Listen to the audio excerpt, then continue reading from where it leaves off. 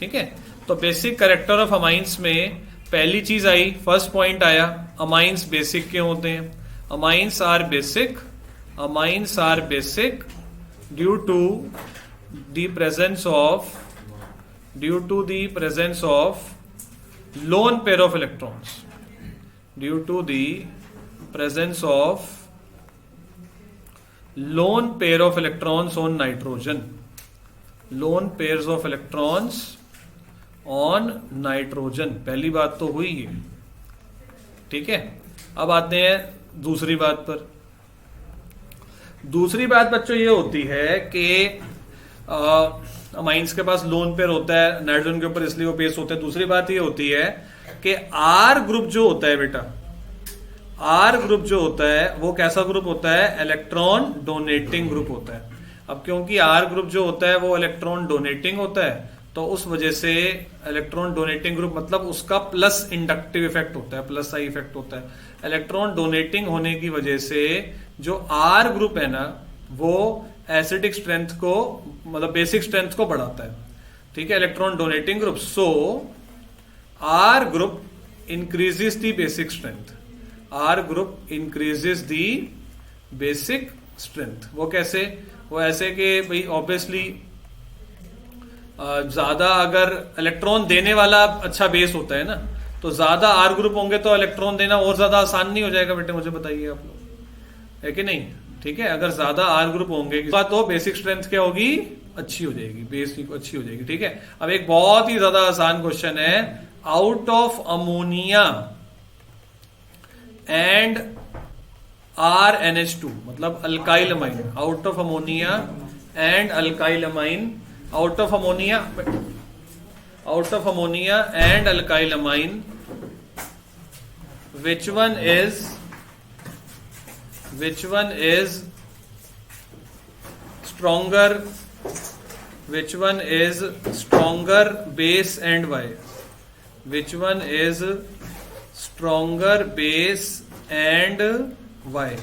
तो इसका आंसर क्या होगा बेटा, क्या लगता है बच्चों आपको, ऑनलाइन में से बताओ जरा एक बार मेरे को, कोई बच्चा, आपको क्या लगता है बेटा कि जो अल्काइल अमाइन का मतलब आर, ठीक है ना, अल्काइल अमाइन में क्या होता है बेटा, आर होता है। देखो ऐसे हम बोलेंगे कि alkyl amines, alkyl amines, how to write alkyl amines बेटे, RNH2, ठीक है ना, RNH2, RNH2 are what stronger base, are stronger base due to the presence of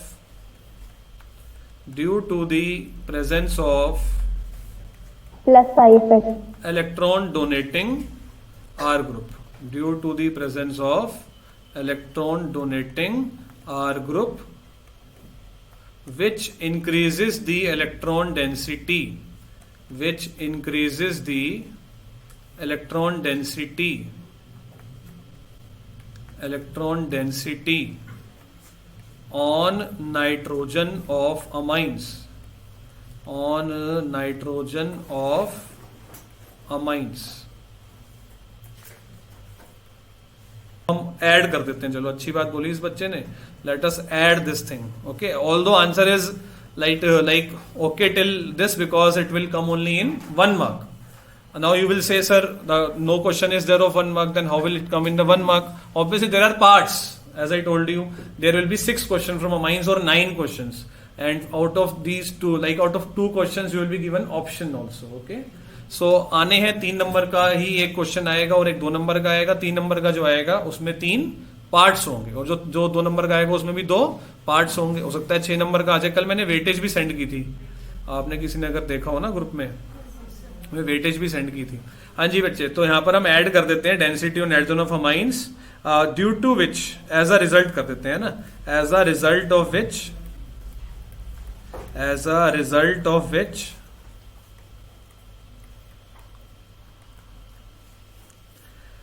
alkyl amines can accept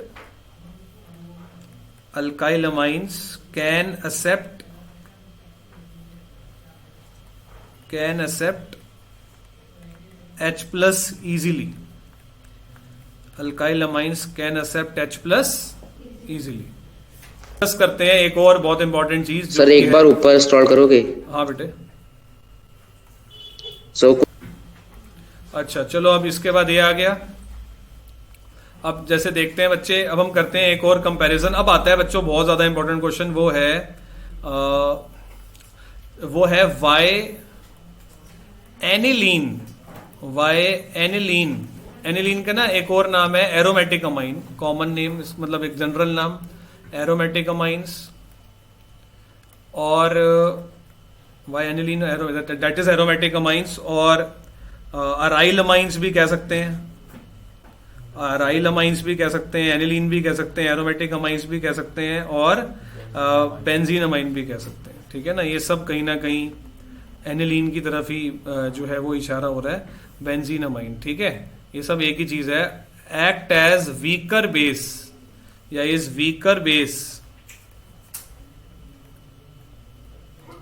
then aliphatic amines, then aliphatic amines.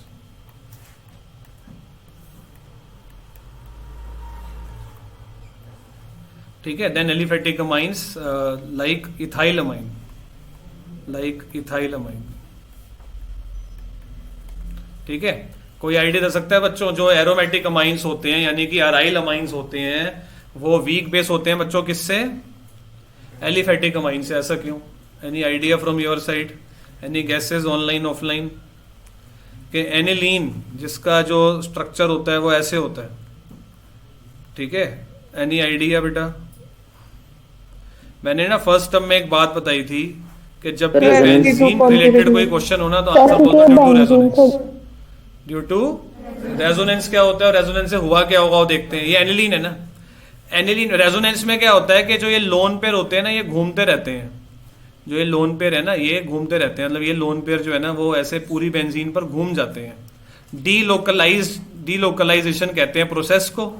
और जो concept है उसका नाम क्या है? रेजोनेंस। मतलब जो डीलोकलाइजेशन मतलब घूमते रहते हैं ना, और प्रॉपर्टी का नाम क्या हो जाता है? रेजोनेंस। ठीक है ना, ये देखो यहाँ पर क्या आ चुका है बेटा?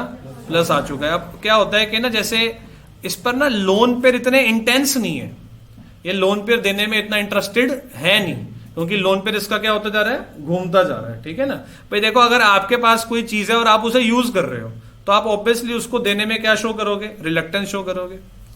ठीक है ना, ये खुद अपने यूज कर रहा है, इसकी बेंजीन तो अपने लोन पेयर यूज कर रहा है। तो जब इससे कोई मांगने आएगा क्या? लोन पेयर, तो ये बोलेगा नहीं हमारे तो खुद ही यूज में आ रहे हैं, हम आपको कैसे दे सकते हो। जैसे एक बंदा आएगा ना इनके पास, बोलेगा तुम तो अमाइंस हो, तुम तो बेस हो, तो तुम क्या दो? लोन पेयर दो। ठीक है, हमारे इलेक्ट्रॉन ऑलरेडी क्या है? बिजी है। हमारा ये लोन पेयर ऑलरेडी क्या है बेटा? बिजी है। किस में बिजी है? ये रेजोनेंस में बिजी है। तो इसलिए जो है हम क्या, ये एनिलीन क्या बन गया बेटा? क्या बन गया? ये वीक बेस। क्यों बन गया वीक बेस? क्योंकि इसके पास लोन पेयर अवेलेबल नहीं है। लोन पेयर कहां चले गए? लोन पेयर रेजोनेंस की वजह से डीलोकलाइज्ड हो गए बेटा। रेजोनेंस की वजह से क्या हो गए? डीलोकलाइज्ड हो गए। जो मैंने ये 4 स्ट्रक्चर बनाए हैं ना, ये हैं रेजोनेटिंग स्ट्रक्चर्स ऑफ एनिलीन। तो पहले ये मत बनाओ, पहले आंसर लिख लो फिर बना देना है, फिर बना देना। पहले आंसर लिखो। आंसर लिखेंगे इन एनिलीन, ये एरोमेटिक अमाइन से सारे कुछ उसमें आ गया। अब in aniline the lone pair of electrons, the lone pair of electrons, the lone pair of electrons are not, lone pair of electrons are not available, are not available due to resonance, due to resonance as shown in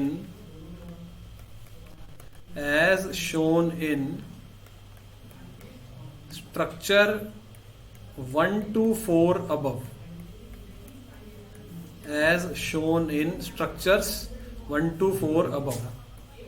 ठीक है ना, अभी ऊपर आप बना लेना इसको है, या फिर बिलो लिख देना आप लोग। डी लोकलाइजेशन ऑफ इलेक्ट्रॉन्स, डी इस चीज को हम डी लोकलाइजेशन ऑफ इलेक्ट्रॉन्स भी कह सकते हैं। ठीक है, तो ये था बच्चों है। आप अबव की जगह पर बिलो कर लेना जैसे आप इसको ड्रॉ करोगे। तो in aniline the lone pair of electrons are not available due to resonance as shown in structure 1 to 4 above और below, that is delocalisation of electron. Hence आगे क्या आएगा, एनिलीन और any other aromatic amines, aniline और aromatic amines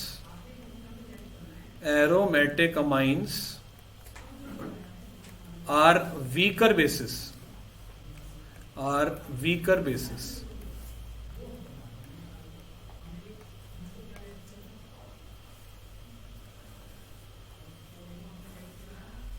एक बारी के लिए बना लो, लेकिन मैं रेजोनेंस का मतलब इतना कोई जरूरी नहीं मानता कि think that if the question is of 2 marks then we can draw the resonating structures, otherwise if the question is of 1 mark like as I told you that question will be like 3 parts and then out of one part this may be there, so we'll just write due to resonance lone pair of electrons are not available.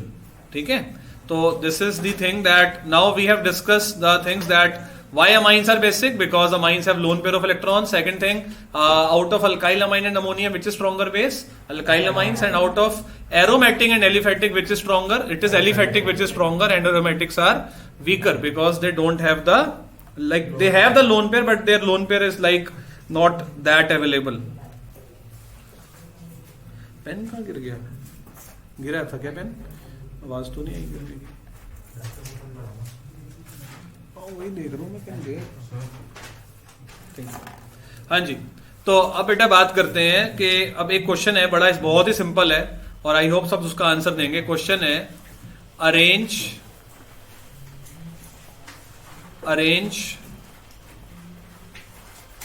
1 degree, 2 degree, 3 degree amines, arrange 1 degree, 2 degree, 3 degree amines in the increasing order of basic strength,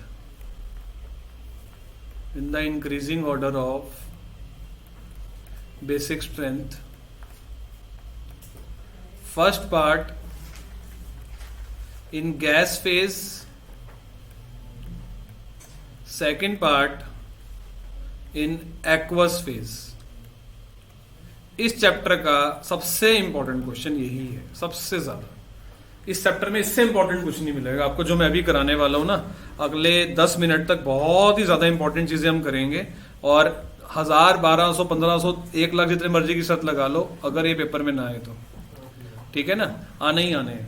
तो अब 1 degree, 2 degree, 3 degree amines in the increasing order of basic strength, पहला किस में आ गया, gas phase. Gas phase में बहुत आसान है, कैसे, 1 degree अमाइन क्या होता है ये हम लिख देते हैं यहाँ पर, first part in gas phase, ठीक है ना। 1 degree अमाइन में आज चौथी क्लास हो रही है जिसके अंदर हम देख रहे हैं कि 1 degree अमाइन क्या होता है R, 2 degree क्या होता है R2NH, और 3 degree कौन सा होता है, तो आप बताओ सबसे स्ट्रॉन्ग बेस कौन सा। बिल्कुल सही, मेरे को पूरा विश्वास था कि सारे आंसर करेंगे क्योंकि जितने ज्यादा क्या होंगे R, उतना स्ट्रॉन्ग क्या होगा बेस, क्योंकि R ग्रुप तो अच्छा है, इलेक्ट्रॉन डोनर है। तो ये लिख लो पहले, और आसान है, नीचे लिख देते हैं कि greater the number of electron donating, greater the number of electron donating R group, greater the number of electron donating R group, stronger the base, greater the number of electron donating R group, stronger the base। ठीक है, तो अब बच्चे इसमें तो बहुत आसान था कि stronger the base because of high electron density, मतलब इलेक्ट्रॉन डेंसिटी थोड़ा सा और सही रहता है ना, because of high electron density on nitrogen. ठीक है, तो ये हो गया। हाँ जी, अब गैस फेस में तो ये बिल्कुल सीधा सीधा है, बिल्कुल मक्खन की तरह, बिल्कुल ठीक है। अभी ज्यादा आर होंगे तो उतना ही स्ट्रॉन्ग क्या होगा, बेस होगा। प्रॉब्लम जो आएगी ना बेटे, वो कौन से फिजिकल स्टेट में आएगी, वो आएगी एक्वस फेज के अंदर। ठीक है ना, अब थोड़ा सा पेन चेंज करूंगा एक्वस फेज के लिए, टॉपिक बहुत ज्यादा इंपॉर्टेंट आ रहा है। तो एक्वस फेज में थोड़ा सा ना दिमाग लगाना पड़ेगा हमें। एक्वस फेज में क्या होता है बेटा एक्वस फेज में ना तीन चीजों का बदलेंगे, एक्वस फेज में ना तीन चीजों का एक ब्लेंड है जो डिसाइड करेगा क्या, बेसिक स्ट्रेंथ को, ठीक है ना। एक्वस फेज में ना तीन चीजों की होती है। In aqueous phase there is a combination of three factors, combination of three factors which decides the overall basic strength, combination of three factors which decides the overall basic strength, which decides the overall basic strength.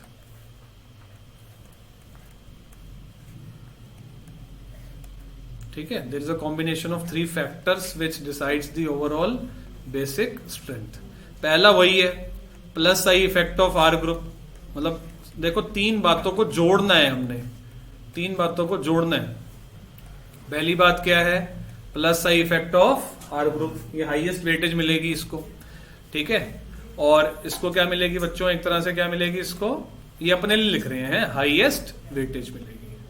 जैसे कि जब result वगैरह नहीं बनाना था हमारे को, बिल्कुल वही चीज हो गई। जब हमारे को ना ये बोला था सीबीएसई से लास्ट ईयर कि भैया पेपर तो हुए नहीं, रिजल्ट बना के भेजो बच्चों का, तो उन्होंने कहा था 10th के नंबरों को तो हाईएस्ट वेटेज दो, फिर 11th के नंबर को दो, फिर इंटरनल को दो, ऐसे ऐसे उन्होंने कहा था। और बच्चों के क्या बन गया था, रिजल्ट बन गया था, है ना।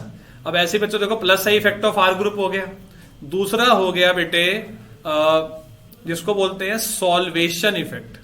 सॉल्वेशन इफेक्ट क्या होता है, सॉल्वेशन इफेक्ट होता है कि अगर एक्वस फेज का क्या मतलब होता है, वाटर के अंदर, वाटर के अंदर कौन सा स्ट्रॉन्ग बेस है, तो वाटर के अंदर बच्चों वो स्ट्रॉन्ग बेस होगा ना जो क्या बना सके, वाटर के साथ एच बॉन्डिंग बना सके, जो वाटर के साथ क्या बना सके बेटा, एच बॉन्डिंग विद वाटर, ठीक है ना। मतलब अब ये बोल दिया कि भैया स्ट्रॉन्ग बेस बनने के लिए सिर्फ ये नहीं होता कि आर ज्यादा होंगे तो तुम क्या बन जाओगे, क्या बन जाओगे, स्ट्रॉन्ग बेस। अब तुम्हारे को एट द सेम टाइम क्या बनानी पड़ेगी, एच बॉन्डिंग भी बनानी पड़ेगी, ठीक है ना। फिर तीसरा फैक्टर आया, जो तीसरा फैक्टर है वो हमने ना परसों थोड़ा सा डिस्कस किया था। तीसरा फैक्टर था कि एच बॉन्डिंग बनाने में भी झोल है। एच बॉन्डिंग में क्या होता है कि बड़ा आर ग्रुप होता है तो वो एच बॉन्डिंग नहीं बनाने देता। इस बात को भी क्या करना पड़ेगा, हमें ध्यान में रखना पड़ेगा। पहले आपके पहले स्ट्रॉन्ग अमाइन बनने के लिए क्या चाहिए, स्ट्रॉन्ग बेस बनने के लिए क्या चाहिए, ज्यादा से ज्यादा आर चाहिए।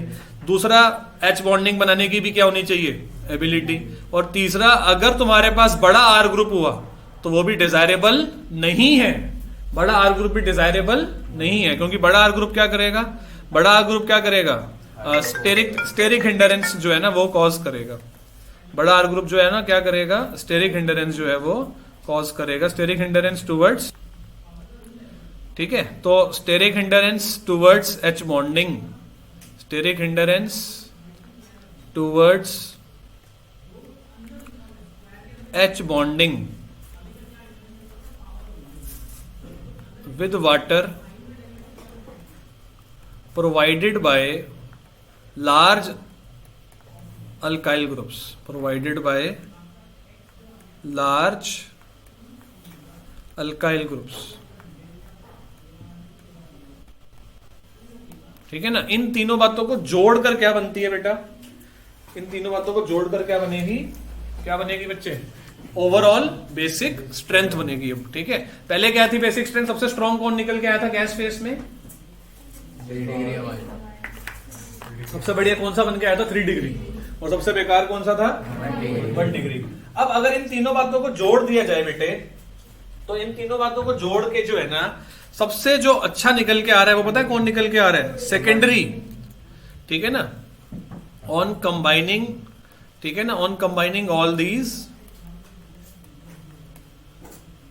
ऑन कंबाइनिंग फर्स्ट 2 फैक्टर लिखता हूं पहले, ऑन कंबाइनिंग फर्स्ट 2 फैक्टर्स, अगर पहले 2 को कंबाइन करें तो पता है बेसिक स्ट्रेंथ क्या बनकर आ रही है, बेसिक स्ट्रेंथ बनकर आ रही है, सबसे स्ट्रॉन्ग जो बनकर आ रहा है वो कौन सा बनकर आ रहा है, सेकेंडरी। क्यों भाई सेकेंडरी, क्यों सेकेंडरी, इसलिए क्योंकि सेकेंडरी कैसा होता है, R2NH। हमने कहा भी देखो सबसे अच्छा सेकेंडरी है, कैसे, अब देखो इसके पास 2 तो आर है, तो आर तो पहली जरूरत है बेस बनने के लिए। फिर हमने कहा इसके पास तो एच भी है, ये क्या बना सकता है, एच बॉन्डिंग। तो हमने कहा तू तो फर्स्ट रैंक पे खड़ा हो जा जाके अब। फिर उसके बाद जो है ना हमने 1 डिग्री को लिया, हमने कहा अब तू आ जा 1 डिग्री, क्या तेरे पास भी एच भी है और आर भी है। फिर जो है वो लास्ट में खड़ा कर दिया किसको, हमने कहा भाई साहब आपके पास तो एच तो है नहीं आपके पास, इसलिए आप एच बॉन्डिंग तो बनाते नहीं हो, तो आप क्या हो जाओगे, वीकेस्ट बेस बन जाओगे। यानी कि ये ऑर्डर बन जाएगा, ये ऑर्डर बन गया किसमें, ये ऑर्डर बन गया किसमें, एक्वस फेज में 312, ठीक है 312 312 बन गया बेटे किसमें, ये एक्वस फेज के अंदर। जब हमने दो चीजों को लिया है, एच बॉन्डिंग को और किसको लिया बेटा, आर ग्रुप को लिया हमने, ठीक है ना। अब टर्शरी से जो है ना अपनी ऐसी बेइज्जती झेली नहीं गई, कहता है यार मैं तो फर्स्ट आता था, तुमने मेरे को कहां कर दिया, बिल्कुल ही पीछे कर दिया, सिर्फ ये क्या बनाता है एच बॉन्डिंग, प्राइमरी को बोलने लग गया, या तो तुमने प्राइमरी को मेरे से आगे को कर दिया। तो हमने कहा भी तो एच बॉन्डिंग बनाता है, कहता कब तक बना लेगा, टर्शरी कहता कब तक बना लेगा एच बॉन्डिंग, एक कार्बन तक बना लेगा, एक कार्बन के बाद क्या होगा, क्या आनी शुरू हो जाएगी, स्टेरिक हिंडरेंस। उसने तो केस कर दिया, कहता आपने प्राइमरी को आगे कर कैसे दिया मेरे से, मैं टर्शरी हूं, 3 आर लेकर आया हूं, 3 आर की कोई वैल्यू नहीं है तुम्हारे आगे। ऐसे वो कहने लगे जैसे कोई बच्चा जैसे उसके तीनों में 90%, फिजिक्स में भी, केमिस्ट्री के अंदर भी और बायो के अंदर भी। एक बच्चा दूसरा आया, कहता जी मेरे पास तो ना ये मंत्री जी का कोटा है, तो मैं आगे जाऊंगा। वो कहता है पागल थोड़ा था, पढ़ के नंबर लाए हुए हैं। कहते हैं ये कब तक मंत्री कोटा क्या कर लेगा, उसको आता थोड़ा है कुछ, तुम इसको बिठाओगे, इसको तो आता भी नहीं होगा, कोई फॉर्मूला भी नहीं पता होगा इसको, ठीक है ना। तो उसने चलो भी ठीक है, ये वाला ऑर्डर भी सही है, ये वाला ऑर्डर तब सही है जब आर की जगह पर क्या हो, सिर्फ एक कार्बन, जब आर की जगह पर क्या हो, सिर्फ एक कार्बन, तो ये ऑर्डर सही है। एक कार्बन के बाद थोड़ी थोड़ी क्या आनी शुरू हो जाती है, स्टेरिक हिंडरेंस एच बॉन्डिंग की तरफ, फिर ऑर्डर बदल जाता है। फिर लिख देते हैं for more than 1 carbon, for more than 1 carbon third factor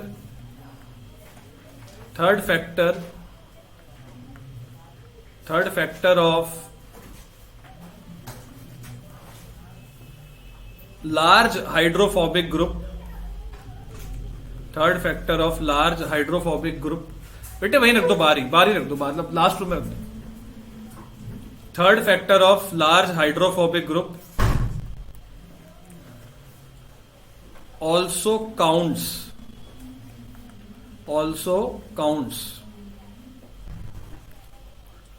and the overall order of basic strength,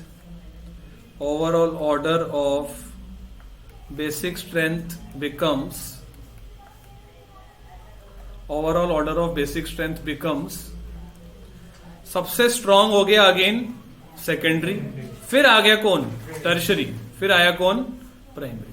132 ये चला करेगा हमेशा, ठीक है ना। 132 क्यों, क्योंकि अब जो है ना इसमें जब आर ग्रुप के अंदर बेटा स्टेरिक हिंडरेंस भी तो आएगी ना, मैंने आपको समझा दिया ना अच्छे से, मैंने कहा 3 आर भी तो हैं, तुम्हें भी तो सोचना चाहिए 3 आर हैं और यहां पर एक ही आर है, और आर वाला ही क्या है, मोस्ट वेटेज वाला फैक्टर है।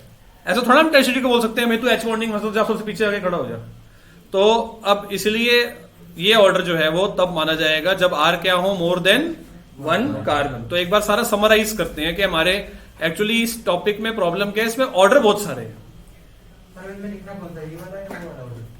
बेटे। अगर तो आर अगर 1 से ज्यादा हुआ तो ये वाला ऑर्डर जो कि ज्यादातर हुआ करेगा, यानी कि ये क्या हुआ करेगा, 99% तो यही ऑर्डर लिखा करेंगे, है ना।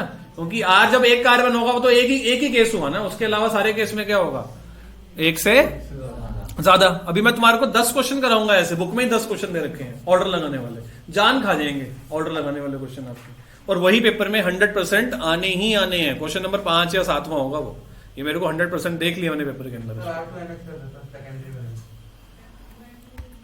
तो यार फिर इरेजर लाना पड़ेगा यार उसके लिए, अच्छा नहीं लगता है, ठीक है ना। यहाँ पे क्या लिखेंगे बेटा, R2NH, ठीक है। तो ये हो गया हमारा। अब जरा समराइज करते हैं, आ जाओ सारी बात का क्या करेंगे बच्चे, एक कंक्लूजन करते हैं, आ जाओ। तो कंक्लूजन के अंदर क्या आ रहा है कि अगर तो हो पहला नंबर, अगर तो हो फर्स्ट कौन सा फेज, अगर देखो अगर मेंशन ना हो तो वो एक्वस माना जाता है। गैस फेज हो तो तुम कर देना अपना 123 123 नंबर याद रख लो। कौन से फेज में? गैस फेज में। दूसरा कौन सा फिजिकल स्टेट होता है बच्चे? एक्वस फिजिकल स्टेट में अगर आर की जगह पर क्या हो?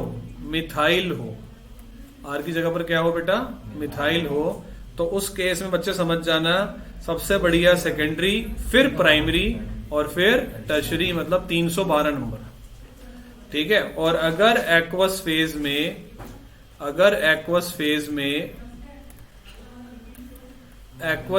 में R is more than 1 carbon हो तो समझ जाना कि वो हो गया तुम्हारा 132। ठीक रहेगा ये है सारी कहानी इसके अंदर। ठीक है ना। अब हम करेंगे बहुत सारे ऑर्डर लगाने वाले क्वेश्चन। और एक बात यहां पर और मेंशन कर देता हूं कि अगर कुछ नहीं लिखा तो आपने क्या समझ जाना है? Aqueous phase. ठीक है। When nothing is given, if no physical state is given, if no physical state is given, then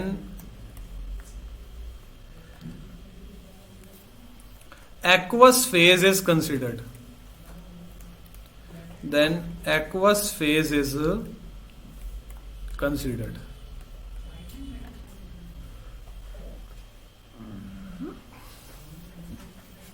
Then aqueous phase is considered. ठीक है। ये है बेटे।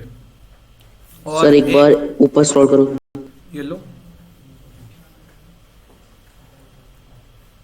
आज जो है मैं आपको क्लियर करूंगा जो सबसे जो लास्ट जो इसे कहते हैं ना बिल्कुल ओवरऑल जो स्ट्रेंथ बनती है ना, ओवरऑल स्ट्रेंथ में मैं क्या कहना चाहता हूं आपको, strength of like basic character, वो क्या बनती है कि सबसे जो बेकार है वो है गए गुजरे। कौन है? एरोमेटिक। सबसे बेकार कौन है? अब मैं ओवरऑल बता रहा हूं, ओवरऑल। ठीक है ना। Aromatic amines. उससे थोड़े से बढ़िया कौन है बेटे? अमोनिया। उससे बढ़िया कौन है? 1 डिग्री। उससे बढ़िया कौन है? 3 डिग्री। और सबसे बढ़िया कौन है? 2 डिग्री। ठीक है ना। मतलब ये वाला जो है ना ये सबसे बढ़िया रहेगा, क्योंकि जो बाकी सारे हैं ना वो तो क्या है? एक्सेप्शनल केसेस है बीच बीच में। सबसे जो चलने वाली स्ट्रेंथ है, हमेशा रखने वाली है, वो ये वाली है बेटे, ये वाली। ये ध्यान रखना आप। इसी के ऊपर अभी मैं तुम्हारे को ना बहुत ही ज्यादा जैसे कहते हैं ना गंदे क्वेश्चन कराने वालों, बहुत दिमाग लगाने वाले कि भैया ज्यादा कौन होगा, वीक कौन होगा। वो अगर तुमसे हो गए तो तुम चैप्टर में जीत गए फिर। ठीक है। कन्वर्जेंस, रीजनिंग क्वेश्चन और ऑर्डर लगाने वाले क्वेश्चन 3 तरह के होते हैं। कौन कौन से? कन्वर्जन तो वही आएंगी, कार्बन कम करने वाली, बढ़ाने वाली। और रीजनिंग क्वेश्चन आएंगे जैसे कौन सा मतलब किसका बॉइलिंग पॉइंट ज्यादा होता है, किसका कम होता है, गैब्रियल रिएक्शन से, या ये जो मैंने अभी कराया था कि एरोमेटिक अमाइन वीक बेस होता है। और तीसरे टाइप के क्वेश्चन कौन से होते हैं? ऑर्डर लगाने वाले। ये देखो जरा इधर आप, ये हम आए देखो एनसीईआरटी की बैक में। ठीक है। एक भी क्वेश्चन बैक एक्सरसाइज से बाहर नहीं आएगा, आज तक नहीं आया हमारे चैप्टर में से।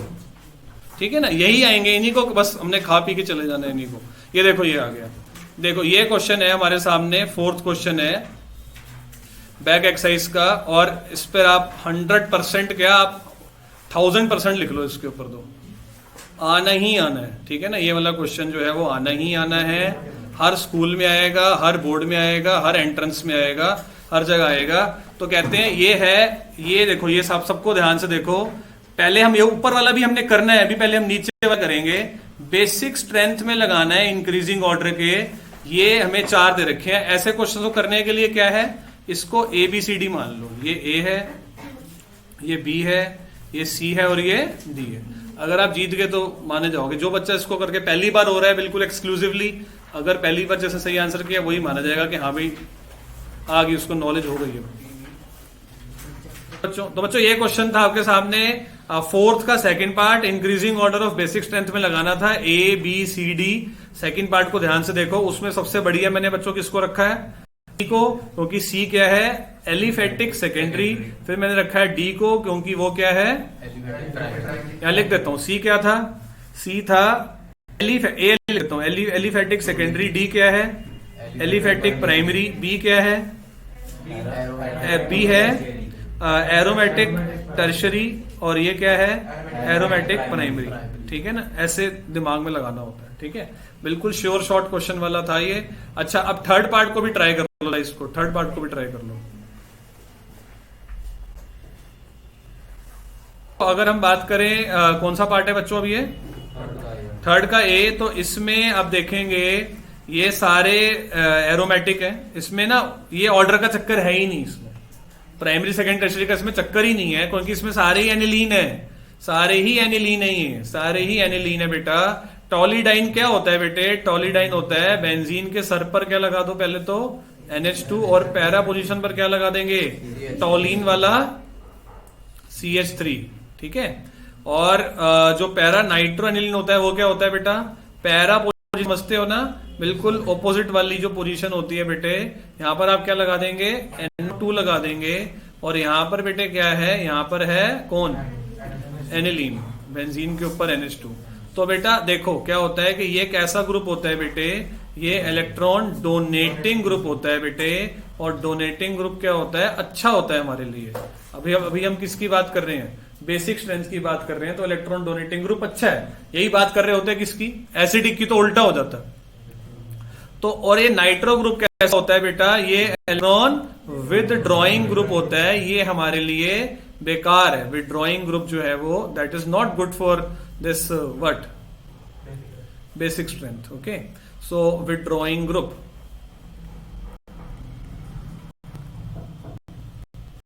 और सबसे, और एनिलीन तो हो गया क्या, मतलब बीच में आ जाएगा, है ना। तो जैसा इस बच्चे ने बोला कि ये C है और ये B है और ये A है, तो इसने आंसर दिया है सर, आंसर है कैब। ठीक है, कैब कैसे आंसर हो गया, कैब या बैक कह लो। ठीक है ना, तो सबसे बढ़िया कौन निकल के आया, C, उसके बाद A, और सबसे बेकार B। ठीक है, बैक आंसर आ गया, बैक। तो ये था बच्चों हमारा थर्ड का A पार्ट। ठीक है, ये पेपर में हमेशा आया है, पेपर उठाओगे आपको ये हमेशा मिलेंगे, 10 ईयर के अंदर हमेशा ही मिलेंगे, ये हमेशा आने ही आने हैं। इसका D पार्ट B पार्ट भी देख लेते हैं आज। ये हो गया सबका, ये देखते हैं बच्चों आज। ये देखो ये रहा, अच्छा ये आ गया B पार्ट में, वही है बेसिक स्ट्रेंथ में ही करना है, ये वाला ट्राई करना जरा बेसिक स्ट्रेंथ के लिए। इसमें प्रॉब्लम आ रही है बच्चों इसमें कि ना इन दोनों में कड़ा मुकाबला है इस बारी। ये है प्राइमरी और ये है सेकेंडरी। आपको बता देता हूं बेटा, आप लोग सुन के हैरान हो जाओगे, ये एलिफिक प्राइमरी है। आप बोलो सर यहां तो बेंजीन है, लेकिन डायरेक्टली नहीं जुड़ा वो नाइट्रोजन से। ये जो है ना, ये जो है ना, ये एरोमेटिक सेकेंडरी है, क्योंकि डायरेक्टली बेंजीन से क्या लगा हुआ है, ये नहीं है, इसमें डायरेक्टली बेंजीन से N नहीं लगा हुआ। तो अब बेटे बात ये हो गई कि ये एलिफैटिक है और ये जीत जाएगा, यानी कि सब तो वधिया कौन सा होगा और सब तो बेकार A, और बीच में कौन सा आएगा B। तो ABC बन गया। ठीक है ना, ABC बन गया फर्स्ट क्लास। एक बार आंसर चेक करा जाए।